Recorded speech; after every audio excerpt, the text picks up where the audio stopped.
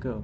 Hi there, it's Kevin with RogueDeckBuilder.com. We are at GP Vegas right now, getting ready for day -2, I guess. So it's 2 days before the actual Grand Prix starts. We're going to go do some grinders. So if you are in the area, we will be down at the convention center. We're on our way right now.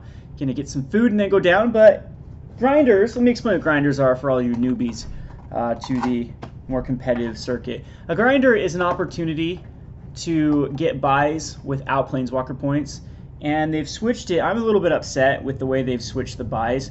I think the grinders should, to me it seems kind of stupid. I mean, I guess they've earned it, the pro players, to receive 3 buys at a tournament, but I think that the ability to get 3 buys should be open to everyone besides just the pro players. And grinders would be a way to do that, and Planeswalker points would be a way to do that too. The problem with Planeswalker points is they are obscenely high to even get a buy. I do not have a buy right now. I have 1,200 Planeswalker points, and that is literally playing in almost every Friday Night Magic from this past year. And I hit 2 GPs and a bunch of PTQs last year as well, and still sitting at the 1,200 mark. So I know we do have a smaller game store, and it's hard to get more than like maximum of 16 players, so that you only get that participation point up to 2 points and then 3 points per win in a 4-man tournament. That it adds up, but not nearly as much if you're like in a larger area with 32, 64 players at an FNM. But anywho, a grinder is an opportunity for me to get 2 buys. Why buys? Buys aren't as important in sealed as they are. Well, I would say that they might be, because in a constructed format, buys are very, very, very necessary if you want to really play the metagame. Because what happens is a lot of the, and then this is going to be a little bit hypocritical coming from the Rogue Deck Builder, but one of the things that buys do is they allow you to skip over a lot of the more unrefined decks, a lot of the more high variance decks. So you get a lot of the more casual players that just want to come to a GP and play their pet deck. And if you play those first couple rounds, you seem to have a high percentage to go up against these very high variance decks. Now I know we have a couple players at our local game store. Oh, this is Zach from MTG Ultra Boy, by the way. I better introduce Forrest Bobby. We have some players at our local game store that run like double strike Titan strength decks, deflecting palm decks. You know, we even mill every now and again. Like, so you see these weird decks that just like, I killed myself the other day in an FNM when I was playing Xenagos and Sirach in the same deck, and I think I made Polukranos a 10-10 swing in with Xenagos, and my opponent deflecting palms it, and I lost that game. And then I remember another one against I had a Goblin Rabblemaster out on turn 3, and he had a Prophetic Flamespeaker. I'm like, there's no reason to chump block Prophetic Flamespeaker on turn number, I guess it was his turn 4, and no joke, triple Titan strength it. So I mean, that's the type of thing that buys help you avoid, is these very unrefined decks that have the very, very high variance. What I mean by that is that when they win in big fashion, but that's usually not going to happen. I mean, what's usually going to happen with a double strike deck like that is they're not going to find the right pieces, and it's not going to be able to kill on turn 4. It's going to be a little bit clunky. You ultimate price the guy. They've lost 3 cards right there, and it's just not a good, refined deck. So the buys help you also with, it's going to make sure that the non-metagame decks, so the non-tier 1 decks, are also weeded out, so you don't actually get one of your worst matchups. So if you planned on facing Abs and aggro all day long, you're more likely going to do that starting with a 2-0 than if you're going to start off with a 0-0 by facing those. And one other thing that buys are really, really good with is this is a 9-round tournament on day number 1, and that gets incredibly exhausting. And if you only have to play 7 of those or 6 of those if you're a pro, that just the mental endurance has to be a lot higher for a 9 than a 6 or a 7. So in sealed, I guess it's just as important because sealed is the highest variance you'd get out of any format. It's the most luck dependent. It really depends more on your pulls than any other format. Of course, with a constructed deck, you're coming in with a deck that you know how to play. Hopefully, you know how to play by the time you're entering a GP with it. Sealed, it's just really up in the air of what you're going to get, and getting 2 freebies is huge. especially if you don't get a good pull. If you just get like a mediocre or a subpar, it's going to be a battle for every win. And so starting off with 2 wins is huge. So I'm going to try to do some grinders, and I've come prepared. We've got Soul Sisters, and we've got some Scred Red here. I'm just showing you deck boxes. They could literally be anything. I've also got Tooth and Nail, and then we also have, I'm just playing a regular, just a burn. So I'm gonna plan on playing Modern. It's the format that I'm most familiar with. I think I'm gonna start off with Tooth and Nail. It's just one of those decks that I have been finding incredibly fun, and it's something that I'm gonna just kind of test the metagame with Tooth and Nail and see what people are playing. And then if I see a lot of burn decks or a lot of Delver decks, then I'll switch over to my go-to Soul Sisters deck.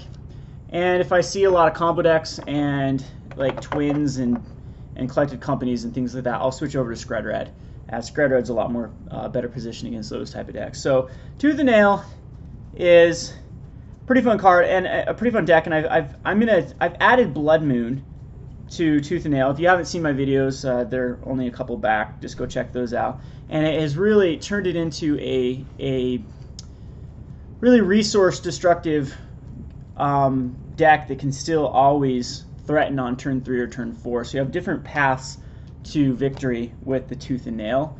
And I've been winning a lot of games just by resolving a lot of, like even Thragtusk. Like if you go against mid-range decks, just resolving a bunch of Thragtusk.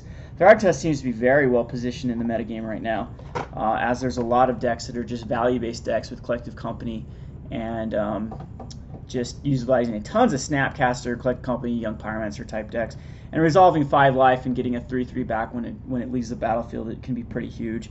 And then a deck that can keep pumping out tons of those and always threaten for lethal is going to be good. So anyway, what are you playing, Zach? I'm going to play Abzan Aggro and then kind of switch it up to Pseudo Control because Modern's still not my format yet. Yep, that's the good thing about GPs is I believe there's going to be possibly, I think it's sealed. I don't think there's draft grinders. No. So I think it's sealed, standard, modern, possibly legacy. I don't touch legacy. I don't think I'll ever touch legacy unless you guys want to donate me a crap ton of cards. I don't feel like paying $1,500 for a legacy deck. I would rather, spend that money on anything else. So, well, the modern and the standard, they're only $25 per grinder, where the sealed is going to be $75. So is it going to be modern then for sealed? Yeah, sealed Modern Masters 2015. So. Yeah. Well, you guys know my feelings about Modern Masters. It could give me some experience with the set before we go into a sealed GP. To be honest with you, I don't plan on doing that well. Sealed is not my cup of tea. I don't know. Again, it's just one of those things that maybe it's my attitude that is affecting the most, but usually, like every GP sealed I've been to, I haven't really had a playable deck. And I know that people like Eric Froelich go far even with,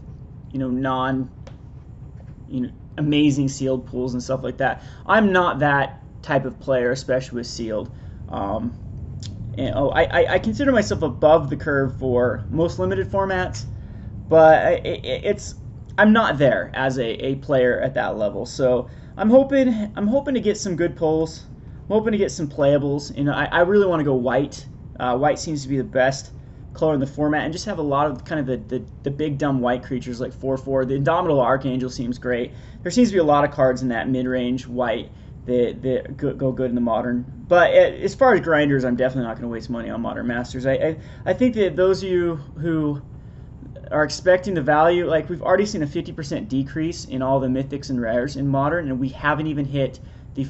Is there 3 major Grand Prix, right, going on at the same time? Well, technically 4. This tournament right now at GP Vegas, what did we check this morning at 7,700? Yeah, 7,700. We can look it up right now. So times that by 6. So we have over 42,000 packs of Modern Masters being opened, and the set has already seen a 50% decrease. We're 7,843 is the, and 2 days still to go. That's not all the people that just wake up and decide, hey, I'm in Vegas, I guess I'll play in this. And that is going to affect prices. And so it's just not, even $75 for 6 packs with potential prize and grinder online seems pretty crappy to me for a grinder. See, grinders are very expensive. The prize pay is usually pretty crap. Like, it's terrible for a grinder and the price, unless they've changed it.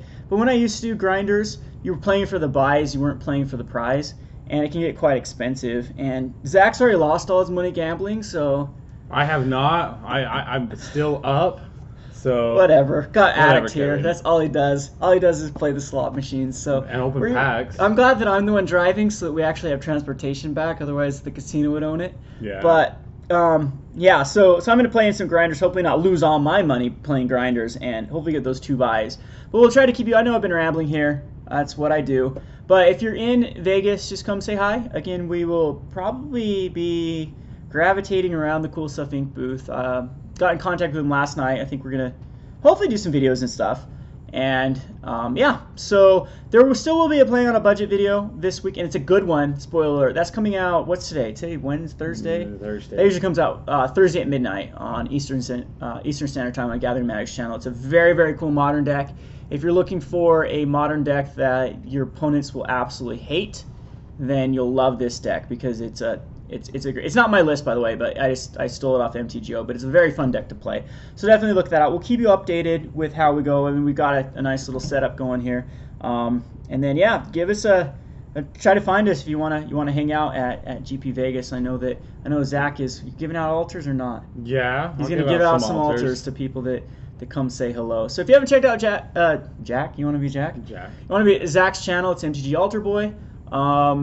So I will probably not have links in the description because I'm being really lazy with this video, and we're over at 12 minutes now. So this has been Kevin with RogueDeckBuilder.com. Thanks for watching.